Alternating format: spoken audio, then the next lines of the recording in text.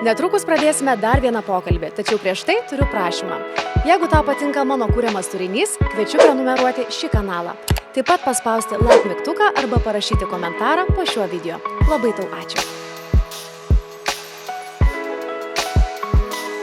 Tai ką, sveiki mano mėly žiūrovai, taip galėčiau pasakyti. Podcastas Žičkutė kalbina grįžta į eterį, labai dėl to džiaugiuosi ir atvirai kalbant per 1,5 metų pertrauką spėjau pakeisti pavardę. Tai reiškia spėjau ištekėti, bet kažkaip nusprendžiau, kad pavadinimą paliksime tokį patį, nuo ko pradėjom, tai ties to norėčiau ir tęsti savo pokalbius. Ir šiandien turiu žmogų, kurį galėčiau pavadinti galbūt savo bičiuliu. Ir bandau dabar pasakyti labai daug epitetų apie šį žmogų. Investuotojas, portalų statytojas, menininkas, paramos fondo prezidentas, knygos autorius. Galbūt nepamiršau nieko, tai yra Benediktas Gilys. Labas, Benai. Labas, Juste, ačiū už tokį gražų pristatymą ir sveikinu dar kartą su irgi pakeista pavardė ir tikrai mačiau, kad vis tiek dar esi Žičkutė, tai tikrai manau tinka ir pavadinimui. O, labai ačiū. Nežinau, ar galiu sakyti Benai? Taip, prašau. Taip, nes esam bičiuliai. Taip, draugai mane vadina Benu ir daug kas mane vadina Benediktu. Toks labiau gal oficialesnis yra Benediktai, tai aš jaučiuosi, kad jeigu noriu, kad labiau atstumą kažkokį turėti, tada esu Benediktas, jeigu ne, tai Benas. Šiandien tiesiog Benas, man Benas. Gerai. Benai, aš tau, kai rašiau, sakiau, kad labai noriu pakalbėti apie portalus tavo, galbūt projektą, kuris nėra gal žinomas kiekvienam lietuviui, bet man atrodo, kad turėtų žinoti, nes tai yra labai didelis dalykas visam pasauliu. Bet prieš einant tą visą mūsų temą, norėčiau tiesiog paklausti, kaip tu jautiesi šiandien, su kokia nuotaika atvažiavai, kad tiesiog apšilimą padarytumėm tokį. Puikiai jaučiuosi, iš tikrųjų, išsimiegojau, savaitgalį pailsėjau, nieko pernelyg neveikdamas, tokia daug nuobodžiavimo buvo, kuris toks irgi, man atrodo, šiais laikais labai pamirštamas laikas, pamirštamas būdas leisti laiką. Ir gerai jaučiuosi, iš tikrųjų, kavos irgi ne per daug išgėriau, tai taip jau išmokau kažkaip suvaldyti tas bangas truputėlį ir taip nepergazuoti, bet kartu ir nebūti labai apsnūdusiam. Dėl ko labai nustebau, kad tu leidi savo panuobodžiauti, to tikrai nesitikėjau. Taip, aš atsimenu, vaikystėje nuobodulys būdavo nuolatinė laiko dalis. Aš atsimenu tos momentus, kai įbėgau į kambarį, griuvo kažkur ant žemės ir įdienuos, man tikrai ne 15, kokie 7 metai būdavo. Ir sakydavo, mama, ką man veik dabar? Ir jis sakydavo, eik paskaitai knygą. Aš sakydavau, kažką kitą pasiūliu. Kažką kitą pasiūliu, man taip nuobodu. Ir atsimenu, vaikystėje dažnai tas nuobodulys būdavo tam tikras palydovas, kuris vesdavo kažkokie kūrybą, kartais į kažkokių tokių velniavimų prisigalvojimus. O dabar atrodo, kad nėra nuobodulio, nes visai kažkoks yra tai podcastas. Per viruso laikotarpį išmokau naudotis mini playerių YouTube ir dabar mano smegenys iš vis atrodo, kad jos reikalauja daugiau informacijos, kad yra mažas langelis telefono ekrane ir dar kažką skaitau ir dar žinutę taršinėja. Tai toks atrodo, kad smegenys priprato per didelio krūvio ir tas nuobodulysis praktiškai savaitgaliais kartais egzistuoja, bet taip, tai norėčiau daugiau nuobodulio į savo gyvenimą sugrąžinti. Aš manau, kad tau labai reikėtų, nes aš kaip pagalvoju apie tave, kokius dalykus tu darai pasaulyje. Tarsi, aš galiu sakyti tikrai pasaulinio lygmenio, tai galvoju, ar Benas iš vis nuobodžiauja. Ir, na, aišku, kalbant apie tos didelius dalykus, tai pakalbėkime apie tavo projektą, apie portalą. Čia galim ir daugiskaitą, ir vienaskaitą kalbėti. Tai aš suprantu, kad tie klausimai galbūt kartoja, žinai, Benai. Pabandysim kažkaip įdomiai juos palukštenti, bet kalbant apie patį portalą, kuris dabar stovi Vilniuje prie geležinkelio stoties, ar ne, visi gali pamatyti, kada tie ta pirminė mintis. Ir man labai įdomu, ar tai buvo tavo, kaip čia pasakyti, autentiška mintis, ar tiesiog kažkur pamatei ir galvoji, norėčiau galbūt įgyvendinti tai pats. Taip, tai portalo idėja labai siejasi ir su mano gyvenimu, ir su mano prasmės paieška, nes aš užaugau norėdamas pasiekti sėkmę pagal žurnalų, pagal Hollywoodo apibrėžimą, tai yra materialinė sėkmė, uždirbti daug pinigų ir man tai pavyko padaryti, kai man buvo 22-23 metai, tai jau labai senai ir tai buvo ir didelio kaip ir džiaugsmo ir laisvės laikotarpis, bet kartu tai buvo ir tokio didelio nusivylimo laikotarpis, nes aš buvau įtikėjęs, kad pasiekti daiktai, pasiektas galbūt draugų pripažinimas man atneš pilnatvę, laimę ir aš būsiu visą laiką su šypsena, bet kartu aš jaučiausi labai tuščias ir tai privedė mane prie tokios paieškos gyvenimo ir prasmės paieškos. Ir tai tikrai buvo sudėtingi metai, kokie 2-3 metai ir aš tikrai patyriau daug liūdesio pakankamai ir kol galiausiai nepripažinau, kad, turbūt aš mažai ką suprantu apie šitą gyvenimą ir tikrai kažkas daugiau čia turėtų būti, negu kad aš esu patyręs per savo šitą dabar trumpą kelionę. Ir tuomet 2016 m. kovo 9 dieną atsitiko toks kaip ir pabudimas iš sapno. Tai buvo toks įvykis tiesiog panašiai kaip būna, kad ryte atsibundi iš lovos ir dar esi sapne, nes atrodo, tas sapnas buvo visiškai tikras. Tai man įvyko dar toks pabudimas iš mano tikro gyvenimo į dar tokią blaivesnę būseną. Ir tai buvo tikrai ir kartu ir baisi būsena, bet kartu buvo ir labai nuostabi būsena. Nes baisi buvo, nes atrodo, kad viskas pasikeitė ir neaišku, ar čia mano su psichinė sveikata kažkas man atsitiko, ar čia gal aš mirštu.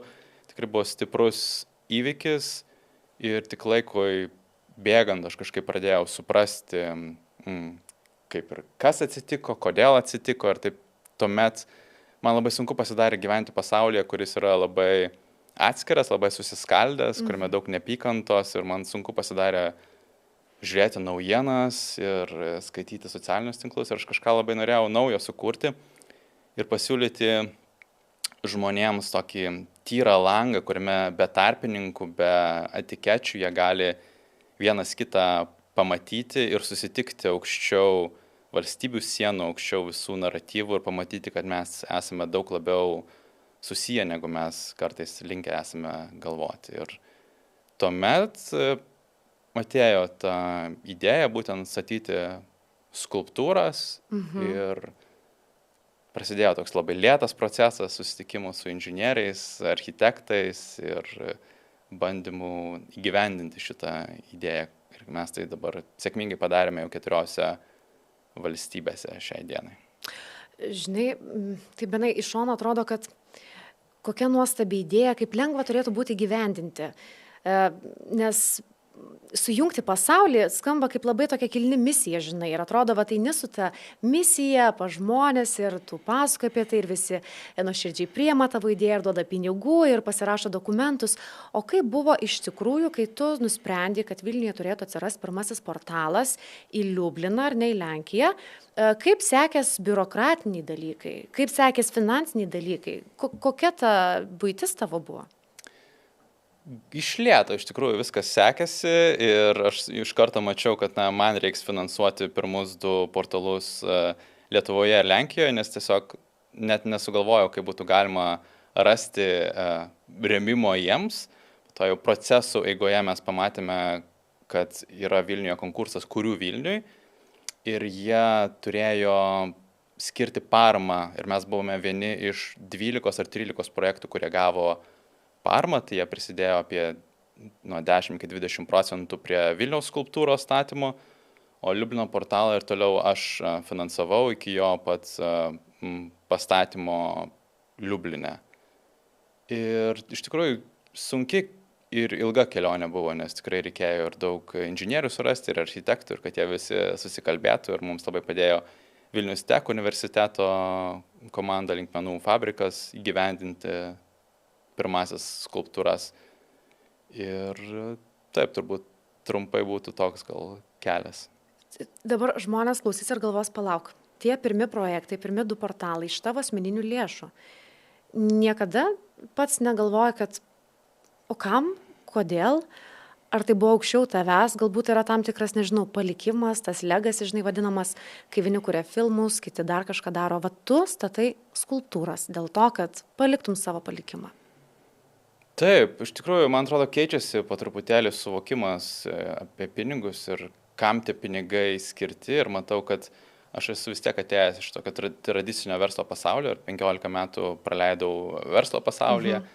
Ir man sunku būdavo galbūt bendrauti su žmonėmis, kurie mato pinigus vardan pinigų. Ir aš esu turėjęs ir tokių susitikimų su bičiuliais, kurie sako, o kitais metais mano kompanija uždirbs 6 milijonų eurų pajamą ir po to sekdavo toks taškas.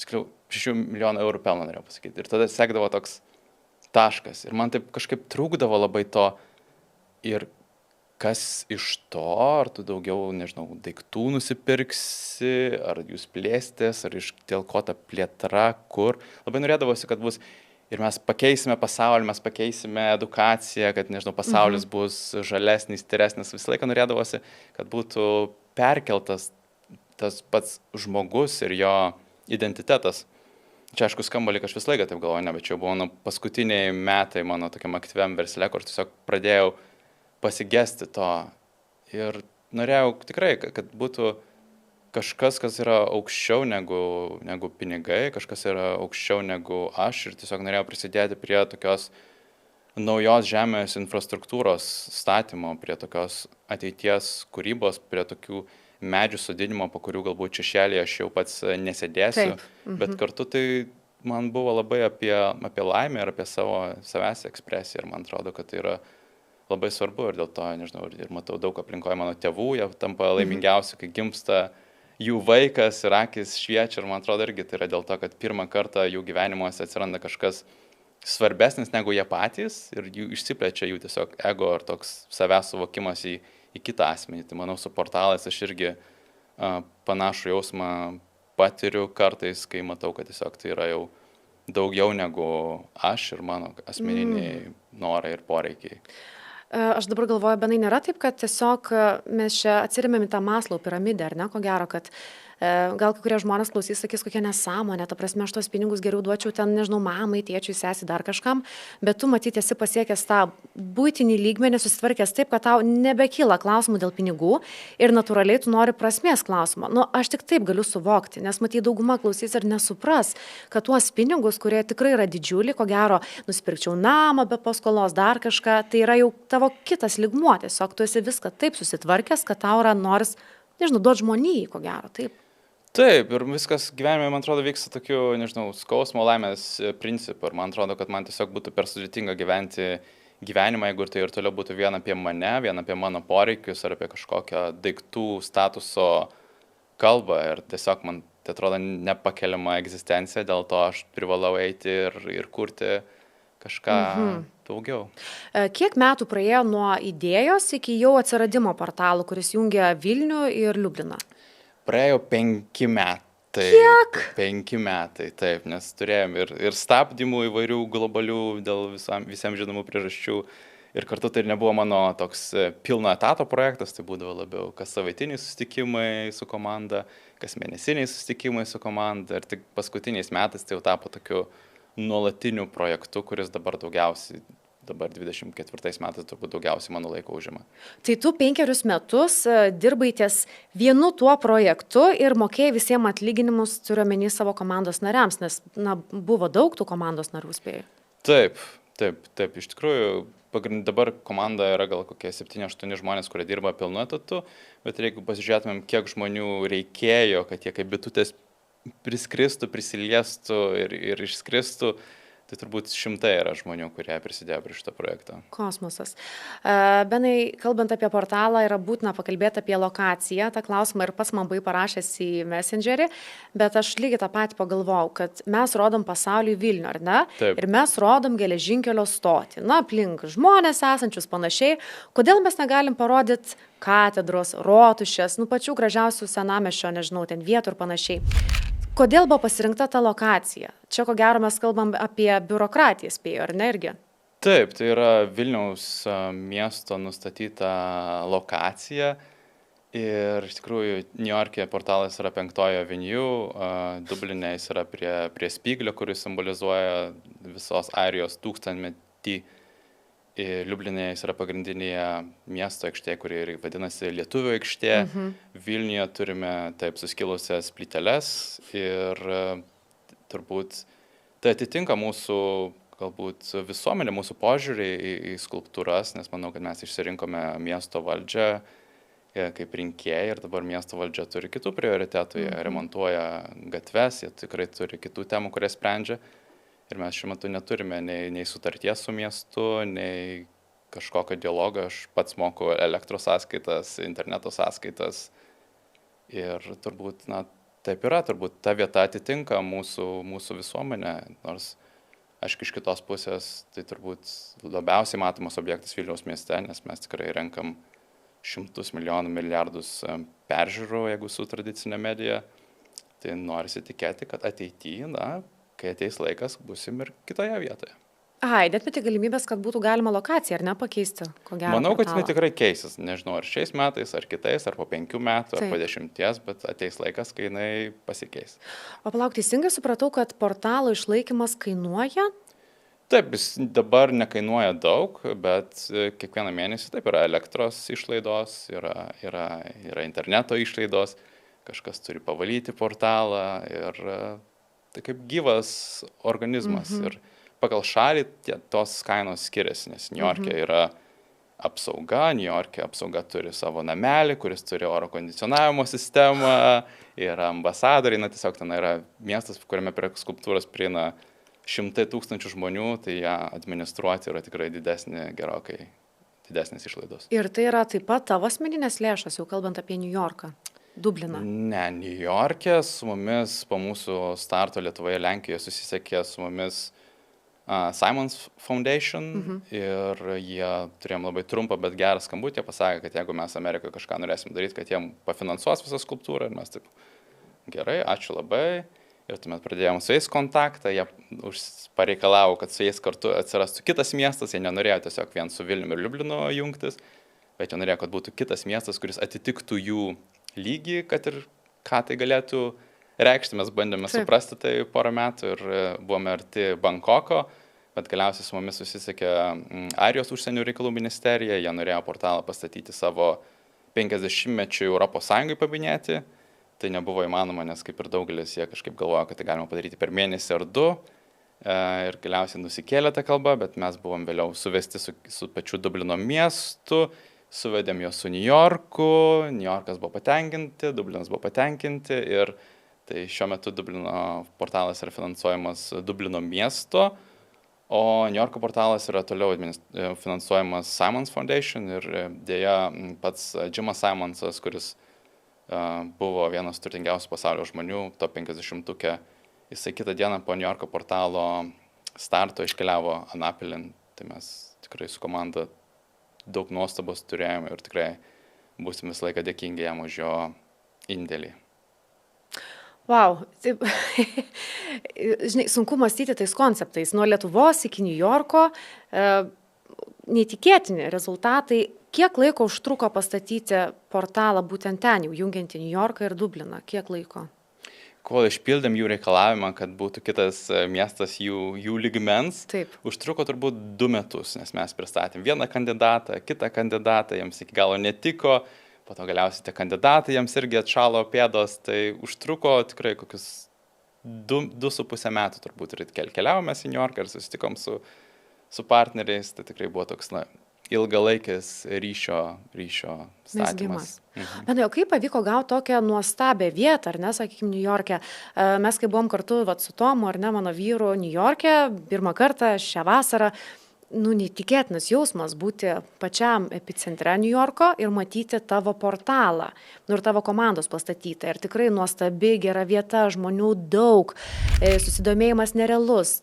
Kaip pavyko tą lokaciją gauti? Ar čia fondo reikalai buvo jau pagalba? Čia buvo fondų pagalba. Jie per savo kontaktų sąrašą surado būtent tą pastatą, Flatiron dangoraižį, tokį labai ikonišką trikampio formos, kuris, manau, daugeliui atpažįstamas turėtų būti. Ir tuomet jau su to rajono administracija mes dirbome prie būtent jau paties projekto įgyvendinimo, ne tik finansavimo, kuris atėjo iš Simons Foundation. Man labai įdomi tema, kalbant apie būtent Niujorką ir Dubliną, tai yra žiniasklaida, bendravimas su ja. Nes man atrodo iki šios dienos, kad Lietuvoje yra per mažai skirta dėmesio būtent portalui, atsižvelgiant į tai, kur tu, kaip toli nuėjai. Tai ar tu gali papasakot, kaip vyko bendravimas su Amerikos žiniasklaida, nes tu praėjai pro visas pačias populiariausias medijas. Kas tave nustebino, galbūt buvo netikėta? Kaip skiriasi bendravimas su JAV žiniasklaida nuo mūsų lietuviškos? Labai įdomi patirtis iš tikrųjų buvo ir žiniasklaidos, ir iš žmonių, kurie irgi galima sakyti, irgi yra žiniasklaida, nes jie kuria Instagramo istorijas ir panašiai. Ir šiek tiek pasiglemštas buvo portalas tų didžiųjų miestų, jis truputėlį paskendo tarp Dublino ir Niujorko, nes aš visą laiką bandydavo komunikuoti, kad portalai yra tinklas ir tai yra skulptūrų tinklas, ir pirmoji skulptūra stovi Lietuvoje, antroji Lenkijoje, trečioji Niujorke, ketvirta Dubline, Airijoje. Ir tiesiog būdavo labai ištrinama labai daug mano pasisakymų, ar tiesiog, kur būdavo tiesiog toks labai aiškios frazės, kad taip, mums užtruko daug laiko, labai džiaugiamės matydami žmonės čia, ir tai būdavo įdedama, o kad aš stengdavausi ir kalbėdavau 5 minutės, tai būdavo tiesiog viskas ištrinama ir palikdama tiesiog tai, kas tikdavo tam žiniasklaidos pagrindiniam naratyvui.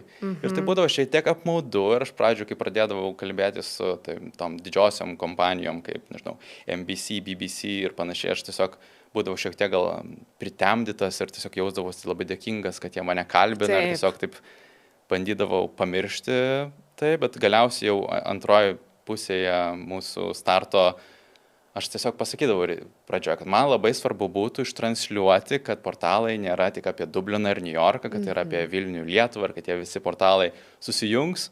Ir vis tiek tas nepadėdavo. Visą laiką tiesiog būdavo kažkokia trumpa žinutė, kad taip autorius čia labai džiaugiasi, kad Dubline ir Niujorke stovi portalai, yra žmonių, kurie elgiasi gerai, yra žmonių, kurie elgiasi blogai, ir būdavo tikrai ir bandymo daug sugeneruoti kuo daugiau paspaudimų, ir būdavo tikrai ir netikrų naujienų, kurios mus lydėjo irgi visą laiką. Rimtai? Kokios buvo? Netikros? Buvo viena mergina, kuri kartu su tokiu dideliu socialiniu tinklu nusprendė sukurti savo didelę marketingo kompaniją, ir jinai prie portalo stovėdama parodė savo krūtinę į Dubliną. Ir tai yra visiškos netikros naujienos, nes visų pirma, jis stovėjo per arti portalo ir niekas jos tos krūtinės nematė. Taip. Bet kadangi jis su savo draugu visą taip sumontavo, kad atrodė, kad mano kolegė iš portalo komandos, kad jinai bando apsaugoti portalą ir kad jinai bando kažkaip sustabdyti tą merginą, ir tiesiog tai buvo 2 sujungti video, ir jie po to buvo išplatinti per TMZ, per visas didelės kompanijas, ir tikrai turėjau surrealių patirčių, kur mes atvykome į renginį prie Empire State pastato, tikrai gražus priėmimas, ir prie mano kolegės non-stop pradėjo žmonės sakyti, aš tai mačiau per TMZ šiandien, aš tai mačiau per TMZ šiandien, aš tai mačiau per TMZ šiandien. Ir tikrai buvo, kad toks, didelė kompanija padaryta, kad jinai sustabdė portalo veiklą, nors jinai nieko nesustabdė, bet mes kažkaip nusprendėm, kad neskirti tiek daug dėmesio ir nebandyti su ją kažkaip kovoti, kad tiesiog leisti jai pasireikšti ir tikėtis, kad jinai pasišalins, kas ir atsitiko. Bet tikrai buvo daug bandymų ir iš didelių žurnalistų mane pagauti ir to klausimų tardyti, kaip aš jaučiuosi, kad jinai sustabdė portalų veiklą ir kaip dabar čia bus viskas. Tai tikrai įdomu, kaip tu tampi tokio naratyvo dalimi ir tada bandoma irgi įdėti tam tikrą vaidmenį, kad tu tiesiog žaistum tos didelės žiniasklaidos žaidimą, kad generuotum klikus, kad generuotum followerius, ir taip pat tas naratyvas, jisai vis yra bandoma jį pasukti vis kitą linkme. Wow, o tu žinodavai, ką atsakyti, ar tiesiog konsultuodavai su savo komandą, galbūt, kaip reikėtų reaguoti vieną kitą tokį atvejį, ar tiesiog kaip norėjai, taip ir kalbėjai on the spot, kaip būdavo? Taip viskas labai greitai vyko, iš tikrųjų būdavo per dieną po 10-20 medijos klausimų dėl portalų ir kaip mums sekasi juos administruoti ir kokia yra žinutė projekto ir kaip mes jaučiamės, kokius įdomius įvykius matėm per portalą. Tiesiog kaip norėjau, kaip jaučiau, taip ir kalbėjau. Ir turiu kažkiek patirties jau, tai tikrai manau, kad visai neblogai pasisekė. Ir ta portalų žinutė, jinai dėl to ir pasiekė milijardus žmonių, nes buvo įvairiausių prieskonių. Ir tai yra turbūt galia portalų, nes jie padalina, vienydami jie truputėlį padalina žmonės, nes jeigu mes dabar su tavim jūs matytum kažkokį gražų paveikslą, mes sutiktum, kad jis yra nuostabaus grožio, jis niekam nebūtų įdomus, joks socialinių medijų algoritmas jo neimtų, bet jeigu yra kažkas, kur aš matau ir sakau, nu, bet čia didelis skambutis tik tais yra, kokia nesąmonė, o kitas sako, čia geriausias išradimas šio amžiaus ir jie pradeda kartu ten diskutuoti, peštis, komunikuoti, dėl to ir yra būtent tas žmonių kiekis ir pasiekimas, kad tiesiog jis nėra abejingų, visi turi savo nuomonę. Reikia dramos. Taip, ir tai yra šaltinis tai dramai sukurti ir kartu ta žinutė, jinai ir plečiasi. Ir man tai yra tikrai nuostabu stebėti, kad mes visi kaip tam žmonių aktorių grupė, toks kaip kažkoks bendras kolektyvinis teatras vyksta, kur ta tiesa, jinai neaišku kur, visi turi savo istoriją, visi turi savo Instagram story, savo reelsą, vieni džiaugiasi, kiti liūdi, treti pyksta ir toks gaunasi mūsų kolektyvinis teatras, kuris padeda tai vienybės žinutei, kurią neša portalas ir plėstis. Ir matau tikrai, kad tai yra tikrai didelis įvykis, kuris eina per mūsų tokią kolektyvinę žmonijos sąmonę ir vyksta tie pasikeitimai, kuriuos aš noriu matyti vykstančius. Bet šiaip Benai portalas parodo įvairias žmonių pusės, ar ne? Sutiksi ko gero, nes buvo tas skandalas apie Dublino ir niujorkiečių tam tikrus vaizdus, ar ne, rodomus vieni kitiem. Taip. Tai gal galėtum papasakoti tą istoriją, kas manau, kad irgi tu negalėjai visko kontroliuoti, gavus kaip gavus, ar ne, žmonės yra kokie yra, bet kokia ta buvo istorija? Jo, papasakok. Dėl Dublino ar Niujorko? Taip, dėl konkrečiai vaizdų.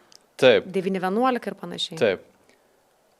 Prie Dublino portalo mes turėjome iš viso apie turbūt 200 000 žmonių per porą mėnesių atėjusius ir iš jų 99,99% elgėsi labai maloniai, bet buvo ir žmonių, kurie norėjo ir paskleisti tam tikras žinutes apie, nežinau, procesus, kurie vyksta pasaulyje. Ir kartu buvo ir vienas konfliktas, kurio metu Niujorke, Dublinui buvo pradėta rodyti bulves, kas yra labai jautri tema Airijos gyventojams. O kodėl? Nes Airijoje vyko bulvių maras 19 amžiuje, kur labai daug žmonių mirė, labai daug žmonių iškeliavo į JAV. Ir tai yra toks simbolis jų kančios. Ir tuomet buvo atsakymas iš Niujorko pusės su degančiais dangoraižiais dvyniais. Ir ta, atsimenu, buvo savaitgalis, aš įsijungiu socialinės medijas ir matau, kad ta nuotrauka 40 milijonų peržiūrų, po to refresh 65 milijonai peržiūrų ir tai buvo tikrai tokia didelė bomba, viena iš daugelio ir nepaisant to, kad tai yra turbūt 1/1000 dalis, kaip žmonės komunikuoja su portalais, dėl socialinių tinklų jos dažnai parodomas yra dažniau negu gražus momentai. Iš gražių momentų, nežinau, paskutinį mėnesį turėjom 3 pasipiršimus, kas irgi buvo nuostabu žiūrėti. Tikrai taip.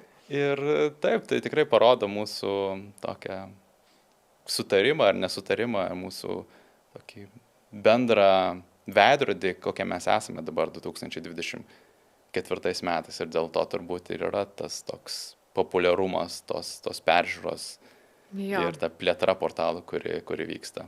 Bet dėl to konflikto, kaip čia pasakytų, vaizdų ar ne, 911 ir panašiai, tos bulvės, dėl to buvo apribotas darbo laikas portalo?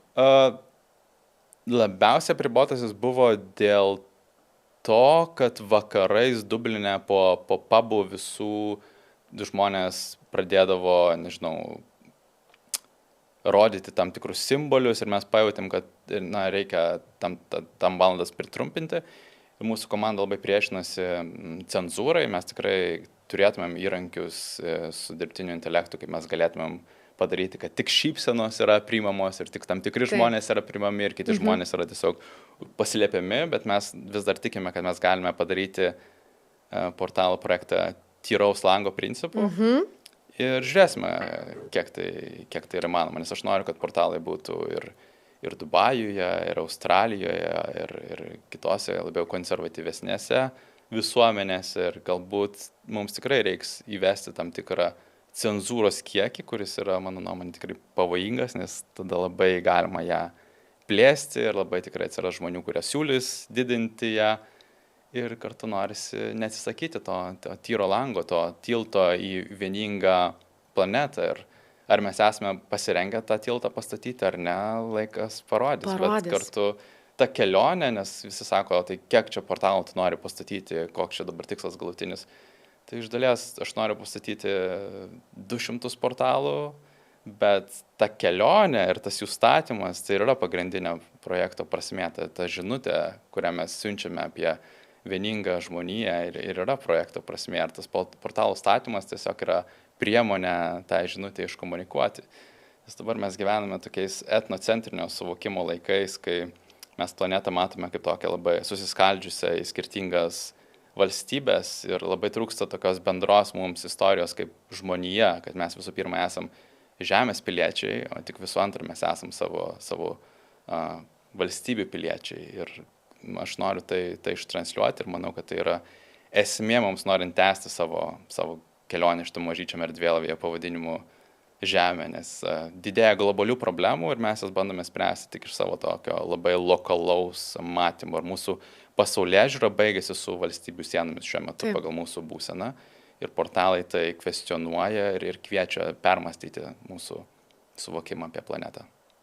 Tai žodžiu, portalo ateityje tikrai turėtų būti, ar ne? Bent jau tavo norose, svajonėse, kad turėtų plėstis portalų laukas pasaulyje. Taip, jisai plečiasi ir yra 2 žingsniai į priekį, po to vienas atgal, po to dar vienas žiūrėk atgal žingsnis.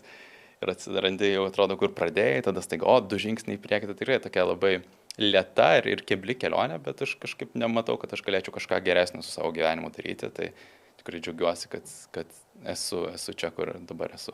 Bet šiaip tave turėtų labai inspiruoti, žinai, kelionės po New Yorką, po pasaulį, įdomų žmonės, susitikimai. Galų gale, pavyzdžiui, kai atsidarė New Yorko portalas kartu su Dublinu ir tada X kanale Muskas pasidalino tavo būtent portalo idėją, pasakė, kad kaip šaunu, kaip cool. Ir aš iškart pagalvojau, koks jausmas dabar turėtų būti Benedikto širdyje, kai pats Muskas pasidalina X kanale būtent tavo idėją. Tai koks buvo jausmas, galbūt teko daugiau kažkiek pabendrauti, pasilaikinti, na žinai.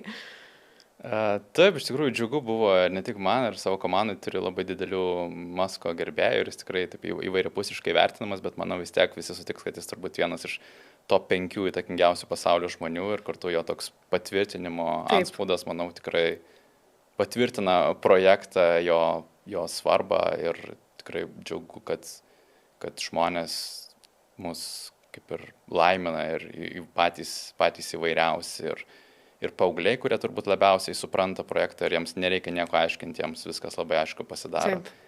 Ir daug ir įvairiausių menininkų, kūrėjų ir Grimes, ir Pierce Brosnan, ir įvairiausi aktoriai. Ir šiuo metu dar toks mes apie tai nekomunikavome, bet irgi vyksta toks portalų suvokimas kaip scenos ir šiuo metu mes bendravome su daug įvairių muzikos prodiuserių ir filmų, kurie nori dirbti su mumis ir paversti portalus kaip sceną, parodyti koncertui, pristatyti filmą galbūt. Ir mes, aišku, ateiname su savo irgi dideliais reikalavimais, nes jų pirmas noras yra kažką rodyti ekrane ir mes sakome, ne, ekranas yra šventas ir jeigu mes pradėsim kažką keisti, tai bus tiesiog dar vienas ekranas.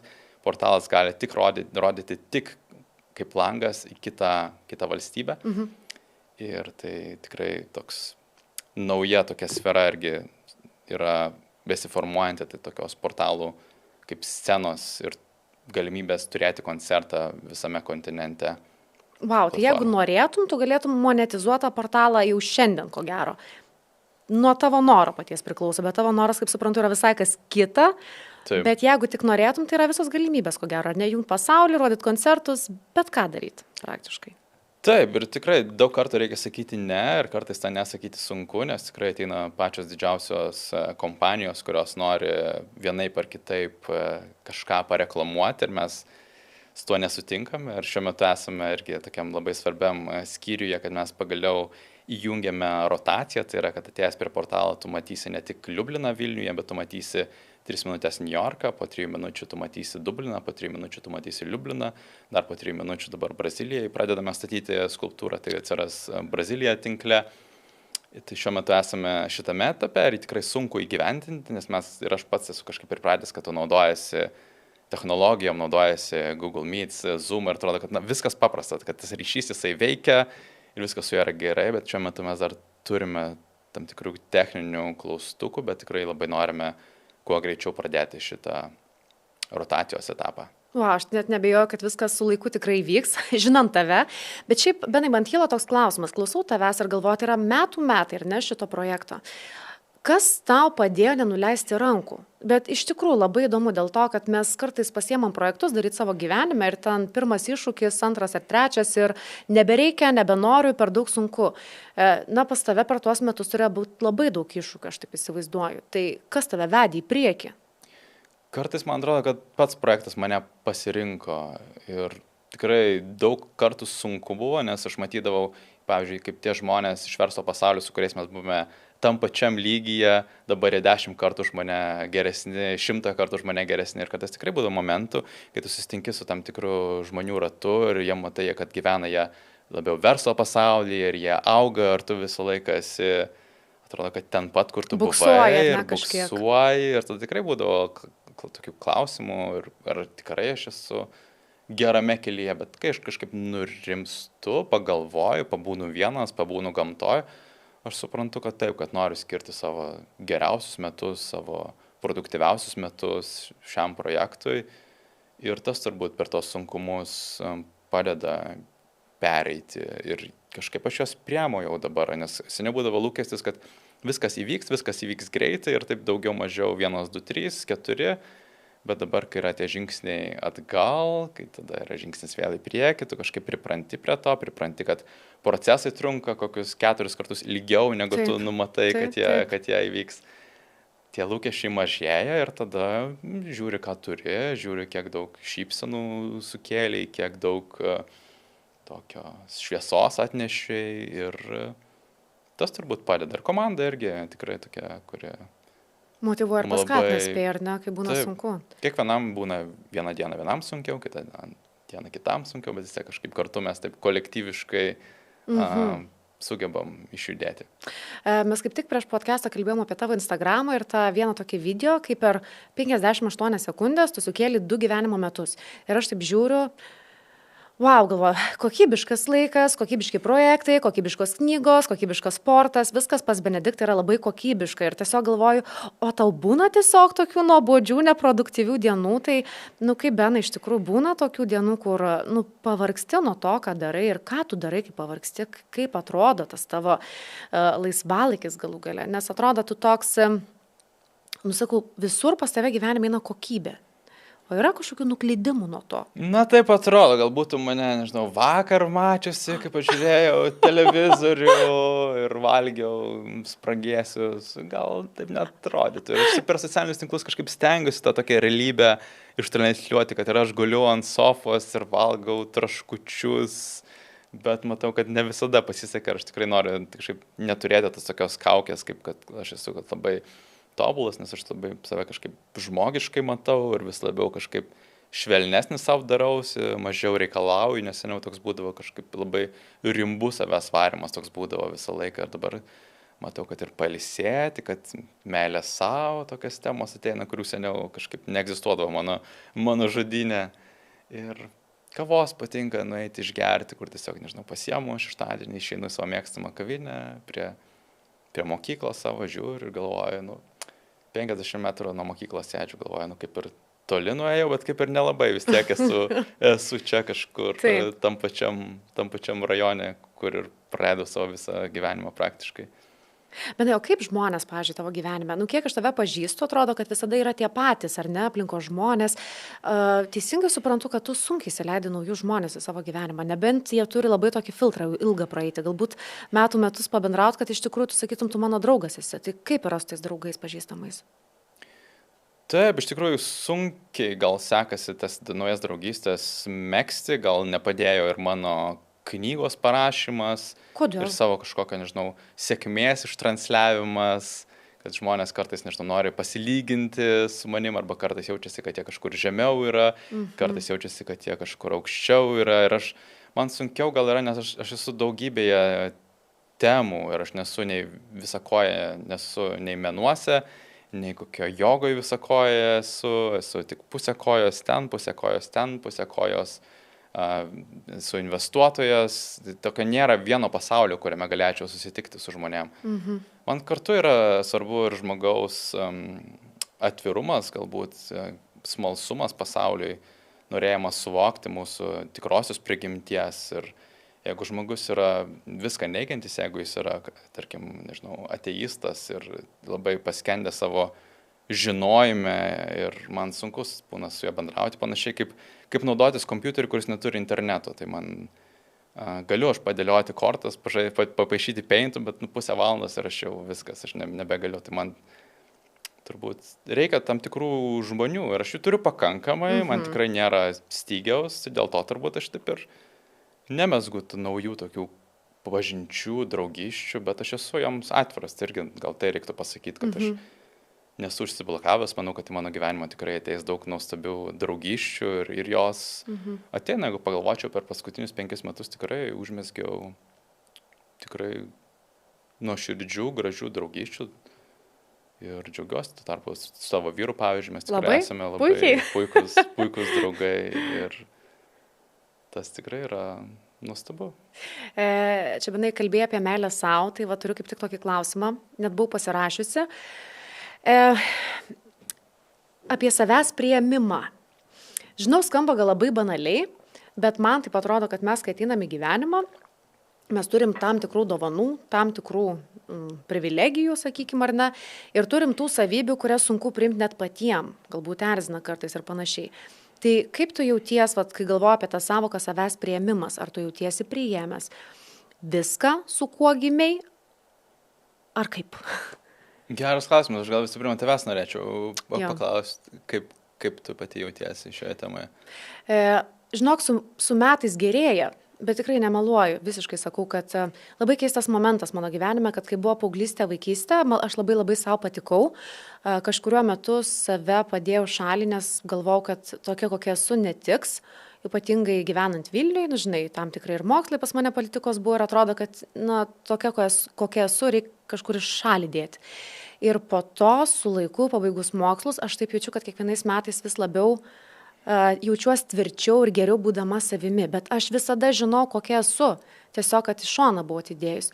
Tai dabar man gera, nes aš turėjau įsivaizdavimą, kad 30 metų žmogus, ten moteris, tarkim, turi taip atrodyti, taip kalbėti, kad ne, tiesiog būnu, kaip man būnas. Tai labai laisvės daug atsiranda. Tai va tas priėmimas vyksta ir vyks, va taip, aš apie jį galvoju. Kaip tu?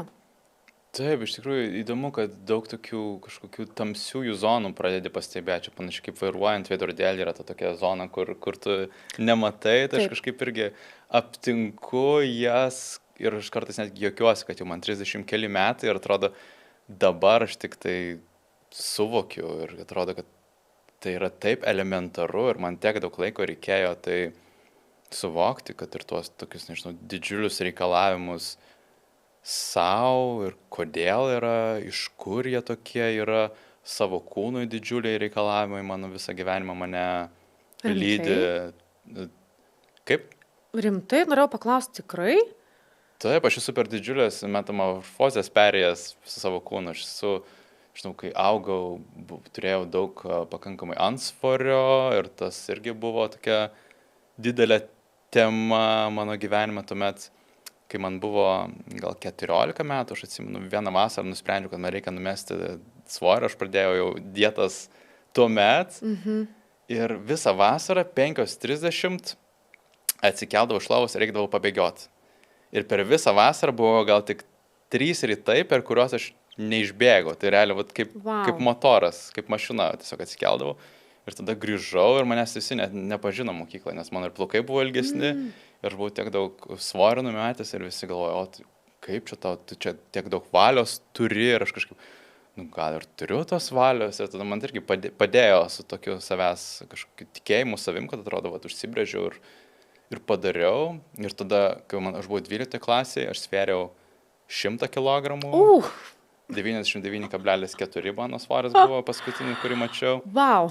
Tada per pusę metų numečiau 30 kg su įvairių papildų pagalba, nuo kurių man pirštai drebėdavo.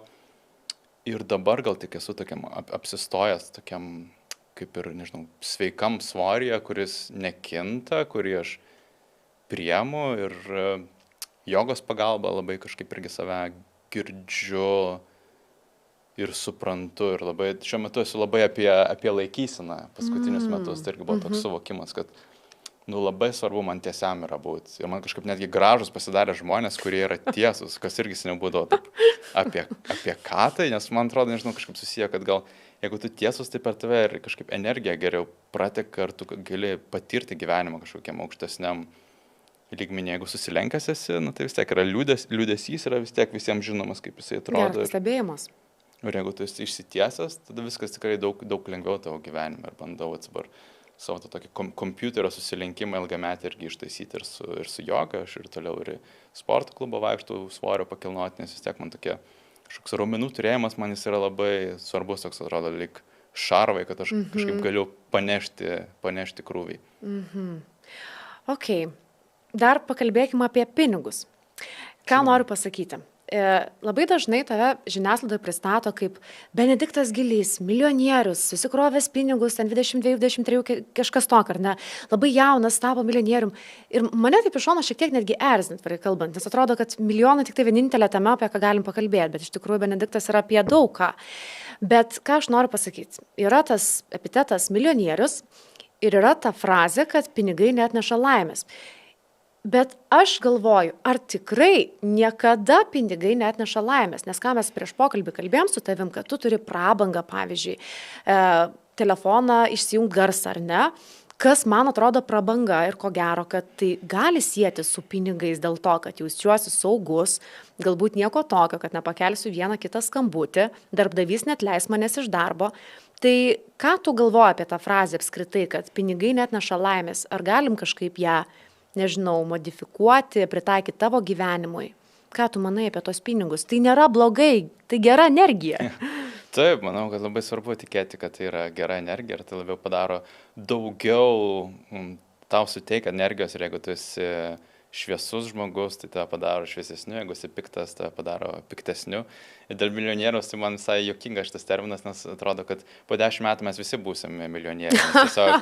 Nes tiesiog jau dabar tas žodis milijonierius, ką jis reiškia prieš 20 metų, dabar jis toli gražu, jis dabar galbūt kokį butą reiškia, kad tu nusipirksi vieną gerą butą, bet seniau tai visai kita reikšmė to žodžio buvo. Ir manau, kad turtas ir turbūt reiktų gal pinigus matyti kaip vieną iš turto dalių ir pagrindinė turto dalis tai turbūt yra sveikata, tuomet yra šeima, draugai, laisvė ir pinigai yra dalis to turto. Bet jeigu tu turi tik pinigus, bet neturi sveikatos, tai tie pinigai absoliučiai jokios vertės neturi ir turbūt tas pats Warrenas Buffettas, manau, kad sutiktų sumokėti turbūt gal ir 100% savo visų pinigų už tiesiog grįžimą į mūsų dabartinį amžių. Ir manau, kad tikrai pinigai gali atnešti laisvės ir manau, kad laisvė tikrai gali atnešti laimės. Tai manau, kad tikrai svarbiausia jų nedemonizuoti, nes jeigu tu nusprendi, kad jie yra kažkokia viso blogio šaltinis, tai tikrai yra aiškus pasakymas, kad man jų nereikia, aš nenoriu būti blogas ir aš jų niekada neturėsiu. Tai tiesiog reikia matyti juos turbūt kaip energijos vienetą, kuris gali būti paskirtas pačiom įvairiausiam pusėm. Jo, bet man tai žinai atrodo, kad pinigai laisvė, bet laisvė atsakomybė. Nes kartais tai pagalvoju, numestų dabar kažkas iš dangaus milijoną. Ir ką veikti? Ką daryti. Tai manau, nėra taip paprasta, kai žmonės uždirba pinigus, ar ne, atrodo viskas tvarkoja, gali leisti juos, ką norite daryti, keliauti, bet ateina momentas, tai galbūt prasmės klausimas atsiranda. Tai gal ir tau tas pats ir buvo, ar ne, kai ir gimė portalų idėja, kad turi viską, gali leisti labai daug, bet o kur prasmės klausimas, ar ne? Nes toks pažadas, kuris yra labai giliai įsišaknyjęs, tai yra, kad tu turėsi pinigų ir tu būsi laimingas ir tiesiog, kad kažkur pasileidęs plaukus važiuosi prie olų ir paplūdimio horizonte su geru automobiliu. Ir kai tu tai pasieki, supranti, kad tai yra melas ir tame yra daug ir tokio nusivylimų ar klausimo, tai aš čia visą gyvenimą dabar tuo tikėjau, tuo siekiau ir dabar man tai kaip ir nesuteikia tos laimės, tai kur yra tas atsakymas ir tu žiūri į tą savo receptą ir jame tiesiog surašyta, kad reikia daugiau pinigų turėti ir tu galbūt pasieki daugiau tų pinigų ir kartais turbūt ne vieną gyvenimą užtrunka žmonėms išlipti iš to tokio haliucinacijos tokios. Ir aš turiu irgi kontaktų su žmonėm, kurie sako, nu jo, svarbu yra ateities kartoms išsaugoti tą pelną ir tuomet aš dabar čia vaikų neturiu, bet kai turėsiu, čia bus šeima, reikia kažkokias infrastruktūras, haliucinacijas galvoja.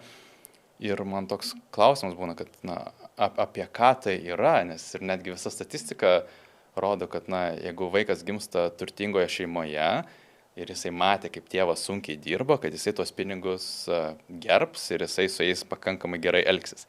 Bet tada kitas vaikas gimęs, kuriam jau tie pinigai yra kaip žuviai vanduo, jie tiesiog yra, jisai tuos visus pinigus išleidžia ir tie pinigai dingsta ir tas pinigų, ta haliucinacija šeimos jinai labai greitai baigėsi. Tai man atrodo, kad daug žmonių yra tose spąstuose, kad jie vis dar turi kažkokių norų atidėti savo gyvenimą. Jie sako, aš esu fermeris, aš dabar čia gaminu, o čia jau kitos kartos jie jau bus poetai, jie jau čia jau gyvens, kažką kurs, o aš čia dabar aš toliau tik tai gaminu ir jie sukasi tam tokiam žiurkėno narvelėje. Ir daug iš jų žmonių, kurie yra ir sugeba išeiti iš tų spąstų, bet daug žmonių tiesiog taip ir miršta. Ja. Bet jau tau būna, kad tu pasilygini su kitais žmonėm? Pagauni save, kai lyginės? Ar nebūna taip? Dabar man gal sunku yra, nes aš nematau savęs nei kaip menininko, nei kaip verslininko, nei kaip investuotojo. Man sunku gal turėti kažkokį atskaitos tašką. Aišku, gali lyginti su bandyti lyginti su Elonu Musku ir panašiai, bet ten nėra ką lygintis, visai kitoj dimensijoje žaidžia ir su verslu aš irgi kažkaip nesilyginu, su menais irgi, tai taip šiuo metu tikrai nesilyginu. Seniau tai aišku būdavo, kad tiesiog, kiek aš turiu pinigų dabar, kiek mano verslas uždirba, jo uždirba daugiau, gerai, aš atsilieku, prieš jį pirmauju ir toks labai aiškus tas rezultatas. Dabar bet tai nėra taip, kad pasidaro sunku tada kalbėtis, nes tu susitinki su žmogum ir apie ką kalbėti, jeigu jis visą laiką kalbėti apie tai, kas kiek uždirba, kokios pajamos, kokie verslai ir panašiai. Nebuvo taip, kad kai tu pakeitė savo gyvenimo kryptį, ta prasme atsirado portalai, nebepasidarė taip svarbu pajamos ar ne, kiek daugiau uždirbti, atsisijo žmonės labai tavo gyvenime. Taip, tie žmonės, kurie kalba vien daiktų kalba, statuso kalba, pinigų kalba, mes su jais nelabai randame laiko, galime kažkaip gražiai pasišypsoti, pakalbėti 10-15 minučių, bet tas susitikimas jis neįvyksta, nes tu gali būti šalia žmogaus, gali praleisti valandą laiko, bet su juo nesusitinki ir man tokių susitikimuose daug yra buvę ir aš ieškau žmonių, su kuriais galiu susitikti ir ačiū Dievui, kad jų atrandu. Benai, o tau neankšta gyventi Lietuvoje, Vilniui? Na, aš tai pagalvoju, kad tu dėl savo darbų keliauji po pasaulį, po skirtingas šalis ar ne miestus, susitinki skirtingus žmonės. Nesinorėtų gal irgi apsistoti kokiam New York'e, plėsti savo pažinčių ratą, kurti projektus su užsieniečiais. Kodėl Vilnius? Čia taip ramu palyginti, ar ne? Taip, ir aš čia užaugau ir man tikrai gera buvo matyti mūsų tokią tranziciją iš sudėtingo miesto, kur aš nešiodavausi pinigus tik savo koinėse, niekada kišenėse ir pamatyti, kaip mes daug pastatėm, kaip mes daug pasiekėm, yra tikrai didelis džiaugsmo šaltinis, negu gyventi kažkokiam, tarkim, vakarų Europos mieste, kur buvo viskas neblogai, dabar irgi neblogai ir tokia tiesi linija, o Vilniuje yra toks progreso jausmas, tikrai yra tokia dar daug alkio jausmas, norint žmonės kurti, statyti, tai tikrai mane tai įkvepia ir aš tikrai augau žiūrėdamas tos pačius filmus, kaip ir daugelis turbūt klausytojų. Ir galvodavau tikrai, ta žalia Amerikoje, ten nameliai. Ir tikrai, ten daug kartų geriau yra. Ir kai nuvažiuoji ten, pamatai, kad mes daug ką turim, ko jie neturi. Ir kai nuvažiuoji į Aziją, irgi pamatai, kad atsibundi Pekinė ir dūstinį, kaip lyg atrodo surūkęs pakelį cigarečių, nes tiesiog ant tiek yra didelė oro tarša.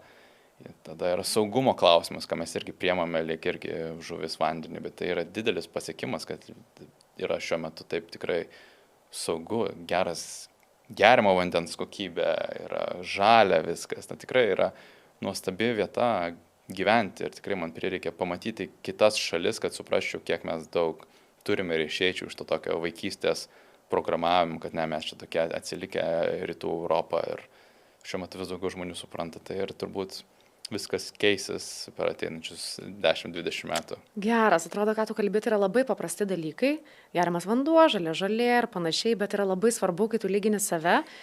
Tarpsme, kaip svarbu? Labai svarbu, kai tu pradedi keliauti ir pradedi matyti, kad Lietuvoje galim tikrai labai gerai gyventi, ar ne? Taip. Jo. Kaip ta pačia New Yorkas, pavyzdžiui, gyventum ten? Su dideliais pinigais būtų galim gyventi, bet man atrodo, kad pagal tai, ką mes turim Vilniui, pagal pinigų kiekį, gaunam, nerealią kokybę. Man taip atrodo. Ir šiaip, kuriant šeimą, ko gero, kad Lietuva yra nuostabus kraštas. Darželiai, infrastruktūros, susisiekimas, viskas paprasta, greita, nuostabu. Bet aš suprantu žmonės, kurie nuvažiuoja į New Yorką ir sako, kad pajaučia alkio jausmą ir panašiai. Nesutinku, kad Vilniuje atrodo, kad tu pasieki tam tikras lubas. Tai ko gero, supranti, apie ką aš kalbu, ar ne, kad Vilnių visus pažįsti. Taip, yra tas momentas, bet aš kartais džiaugiuosi, nes nežinau, gal dėl to, kad man akinių šiek tiek reikia, bet aš einu gatvę, man daug žmonių, aš jų vienas kitas būna matytas, kiti ne, aš džiaugiuosi, nes aš negalėčiau gyventi galbūt mieste, kur jau visi matyti ir su visais sveikinėsi, kaip aš buvau kažkada prie mažo miestelio parduotuvės, ar atėjo vienas vyras ir jisai su maža mergaitė. Ir jisai užstrigo tai parduotuvai, nes jisai su visais sveikinasi. Labą dieną, labą dieną, labą dieną. Jau didelė užaugo, jau tikrai didelė užaugo toje mokyklais. Tada mes stovėm ir prie parduotuvės lyja ir mes išėjome į lauką ir aš tiesiog stoviu. Ir tas vyras pro mumis eina ir su mumis. Labą dieną, labą dieną. Jau tiesiog įėjęs į tą labą dieną momentą ir galvoju, ne, man reiktų miestų, kuriame dar yra žmonių, kuriuo aš daug nepažįstu. Ir Vilnius tikrai toks ir yra. Man tikrai patinka čia, aš praleidžiu kokius 6-7 mėnesius per metus ir tikrai Vilnius vasarą, tai tikrai nėra geresnės vietos būti. Kiti sako, kad į gamtą jiems reikia. Aš gal kadangi ant cemento užaugęs, man patinka tas toks įkaitęs cementas ir tuščias miestas, tai džiaugiuosi. Ir rugsėjas dabar irgi toks jau vasaros mėnuo darosi po truputėlį. Tikrai taip. Šiaip kalbant apie vasarą, dabar prisiminiau, kad berods studentai, jau būsimi studentai renkasi kryptis, savo studijų ir panašiai. Ir man, žinai, kartais taip kalbant su žmonėm, kyla toks klausimas, galvoju, tarkim, jeigu galėtum sutikti savo jauną save, nesvarbu, jaunesnį žmogų, kuris renkasi savo kryptį ir panašiai, ką tu jam pasakytum, jeigu dilema yra tokia? Gal man labai patinka kažkokia specialybė, bet aš žinau, kad nebus ten didelių pinigų. Bet man labai traukia. Bet gal tada geriau rinktis ten, kur perspektyva didelė. Ir aš, kai kalbu, nėra, atrodo, bendro atsakymo, kad visi rinktųsi tą patį. Tai vat, ką tu pasakytum tokiam žmogui? Turi jisai tą intenciją kažkokią profesiją. Žino, ko nori būti, bet abejoja, kad ten bus lubos. Pavyzdžiui, mokytojo profesija, ar ne? Kažkaip su daug ko pakalbu, kad, bet lubos, bet nėra pinigų. O ką daryti, jeigu tau širdis dainuoja dėl to, kad tu nori mokyti kitus? Ką tu manai apie tą konfliktą vidinį? Aš manau, kad ateina nauja era mums visiems kartu su dirbtiniu intelektu ir labai laukia dideli perversmai. Ir man tai panašu yra į 19 amžiaus industrijos revoliuciją, kad tiesiog mašinos perėmė raumenis ir tada tikrai daug ašarų buvo ir daug klausimų, tai kas mes esam tokie dabar, tada viskas buvo persikelta tiesiog į protą ir dabar mes save suvokiame kaip tokį žinojimo mechanizmą, lik mūsų didžiausią galią, bet kartu dabar dirbtinis intelektas atims iš mūsų tą tokį pranašumą žinoti, būti tam tikrų faktų interpretuotojais ir kartu prasidės grįžimas, nusileidimas į širdį ir į visai kitokį suvokimą apie mūsų egzistenciją, apie žmoniją ir dėl to tikrai sunku galvoti dabar apie profesijas. Man atrodo, yra labai svarbu būti tokiam, kuris geba prisitaikyti, geba keisti savo profilį, geba rinkti žinias, geba dirbti su informaciniu lauku, kas yra turbūt tokia labiausiai neįvertinta tema, nes visi dabar tiesiog skęsta informacija, kokia patenka į telefoną, tokia ir skęsta. Ir dabar, kai mes juokiamės iš, rūkančių motinų prieš 50 metų, kokios jos naivas buvo, ateities kartos iš mūsų juoktis, kaip mes su informacija bendraujam, kad tiesiog yra tam tikri, Lietuvoje matau tam tikrus proto virusus, tokius kaip baimė, ir jie tiesiog labai mums turbūt nedraugiškų valstybių paskleidžiami ir žmonės susirga tą baimę ir jie taškosi ir vieni kitus gazdina ir jie visi atsisako gyventi, nes žmogus baimėje jisai turbūt minus 50% visų intelektų ir jis tiesiog žiūri 5 metrai horizontas, kaip jiem išgyventi ir tokia valstybėje nebus nei BVP, nebus nei kūrybingų idėjų, nebus nei noro gyventi ir norisi, kad visuomenė blaiviau vertintų savo informacinį lauką ir mokėtų identifikuoti iššūkius blaiviai. Bet čia yra toks iššūkis filtruoti informaciją, žiūrėti tik tai kokybišką turinį, bet reiškia, turi pasidaryti analizę, kas yra kokybiška. O apskritai riboti visokius Instagramus, TikTokus, tai yra, nežinau, man tai yra pati didžiausia priklausomybė. Sutinki, nežinau, esi kažkada pajutęs, kad esu priklausomas nuo to. Nežinau, kaip gydytis.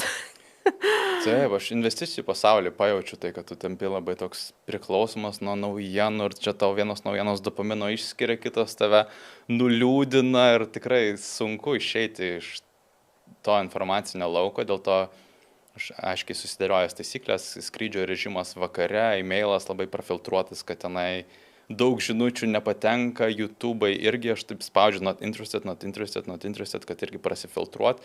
Facebook'o jokių nevartoju, Instagramas irgi mano toks labiau kažkoks meninis, kur ten tiesiog įvairios idėjos iš tokios šviesios pusės ir man atrodo, kad sunku kovoti už tą savo informacinį lauką, bet reikia turbūt suprast, kad tai turbūt gyvybės ir mirties klausimas, nes yra kaip pasakymas, kad daug žmonių miršta 25, bet yra palaidojami 70, tai manau, jis šiandien yra labai aktualus ir reikia išmokti ir griežtai pagauti save, kad tu esi blaiviai matantis, tai būna turbūt porą kartų per savaitę, kad tu turi tokį labai kritinį mąstymą ir tiesiog susidėlioti savo tokius labai griežtus režimus, taisyklės, blokuoti turinį, vieną turinį paskatinti ir susidėlioti savo tokį lauką, nes tai ir sukurs mūsų pasaulį, kaip mes matome pasaulį, toks jisai ir susidėlioja. Jo. Bet tu benai kalbėjai apie baimės, kad žmonės turi labai daug baimių, bet nejaugi tu neturi. Nei vienos baimės. Tikrai turiu labai keistą baimę, kurią aš daug metų stebiu, tai yra baimė pelėms ir žiurkėms. Bet čia tokia normali. Kaip ir normali, bet iš tikrųjų keista, kaip pagalvoju, toks gyvūniukas, nieko jis man blogo nepadarė, tai aš tiesiog priejau išvadas, kad čia turbūt praėjusiuose gyvenimuose aš miriau nuo kokio maro ar kažko, nes tikrai sunku suvokti iš kur. Bet baimė, kad suklysi, kad nepasiseks, kad apkalbės, kad numirsi, va tokios baimės psichologinės turi kažką savyje? Nenoriu skatinti. Ne, tikrai geras klausimas. Manau, kad aš kažkaip per daug esu perėjęs ką tu išvardinai, kad kažkas blogai atsiliepė apie tave, kažkas parašė kažką, kas gavo 100 laikų ir tu esi patyręs tai ir tai yra tikrai labai skausminga ir pakyla net kūno temperatūra kartais iš to tokio, nežinau, nusivylimo, bet po to kažkaip priėmė tai kaip tiesiog natūralų reiškinį ir kai kartą ar 2 kartus tai nutinka, tu supranti, kad tokia yra interneto realybė, jeigu esi matomas ir matomesnis, tai tas vinis, kuris labiausiai išlindęs, jisai sulyginamas pats pirmas.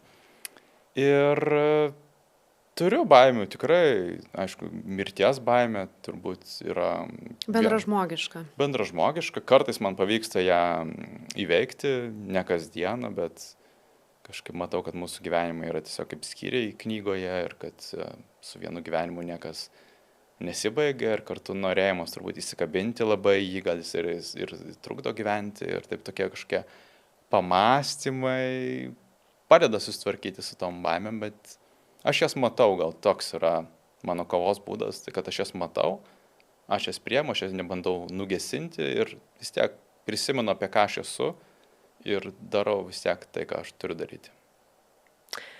Gerai, Benai, turiu tau paskutinį klausimą ir jisai bus apie ateitį. Mes daug kalbėjom apie dirbtinį intelektą, kaip nedaug, bet palėtėm tą temą, ar ne? Kaip tu įsivaizduotum save ateityje? Koks norėtum būti? Aš nekalbu apie tai, kad kiek uždirbti ir panašiai, bet kaip tu įsivaizduotum savo ateitį, kokios norėtum, kad jinai būtų? Aš mėgstu labai tą klausimą užduoti žmonėm, nes tai parodo, kad vienas koncentruojasi į verslą, kitas į šeimą, kitas į keliones. Kaip tu įsivaizduotum, kaip norėtum, kad būtų ateityje? O tu turi atsakius savo iš tą klausimą? Man pirmiausia iškyla vaizdas draugų šeimos, kokybiško laiko kartu, daug saulės, gero laiko, skamba kaip malonumas, bet faktas, kad eitų kartu su savirealizacija. Bet pirmiausia, kas iškyla, tai kažkaip daug žmonių aplinkui, kad smagiai gerai leidžiam laiką. Kažkodėl tokie pirminiai įsivaizdavimai kažkaip. Aišku, ir kartu, pirmiausia, žinai, įsivaizduoju, ar tikrai tie žmonės, ar tikrai tuos įsivaizduoju žmonės po 10 metų, kurie dabar yra šalia manęs. Tai toks atsakymas būna, ar mano aplinka, žinai, irgi sveika, ar nori to žmonės išlaikyti. Tai tiesiog, labai paprastai. O savirealizacija, aš matau, kad tau yra irgi susijusi su pokalbiais. Žmonės. Su žmonėm, taip jau tokia plati tema. Plati tema. Tai kaip tau, ką tu matai? Tiesiog. Keywordai.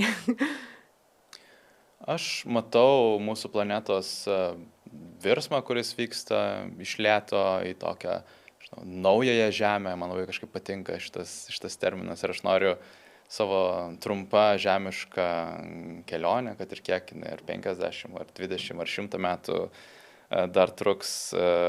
Noriu prisidėti prie šio virsmo ir matau, kad tai yra tam tikra misija ir jinai kažkiek renkasi mane, nes aš kažkaip niekad neatsimenu, kad užsiregistravęs būčiau į tokią formą. Ir noriu turėti šypseną kasdien, būti apsuptas mylinčių žmonių ir daug juoktis, maudytis, man labai svarbu, aš kažkaip vanduo, kad šalia būtų saulė, kad būtų pokalbiai su žmonėm ir tokio gebėjimo nuobodžiauti ir džiaugtis to irgi nuobodžiavimu. Nuostabu. Tokios mintis. Tiesiog paprasti dalykai ir tuo pačiu labai tokie dideli dalykai. Taip. Žinau dar vieną dalyką, kas tikrai išliks tavo gyvenime. Tai yra juodi drabužiai. Tikėtina po 10 metų, kad jeigu pakalbinčiau. Tikėtina. Jeigu kad ir pradėsiu vien baltai rengtis, kitą kartą, kai kalbėsim, vis tiek apsirengsiu juodai. Tai Benediktai, Benai, mano bičiuli, labai noriu padėkoti. Žinai, ne veltui per tą Instagramo reelsą man kirbėjo žodis galvoje, tai yra kokybiškas. Tai man atrodo, toks buvo ir mūsų pokalbis, labai kokybės pilnas. Kaip tu jauties po mūsų pokalbio? Ačiū Juste, tikrai, kad tu pajauti, kad su manim nori pakalbėti ir tikrai mūsų draugystė tai irgi žingsnis į priekį ir labai džiaugiuosi ir kad parašei man ir tikrai, kad turėjome tokį turiningą pokalbį. Ačiū tau labai. Ačiū tau labai.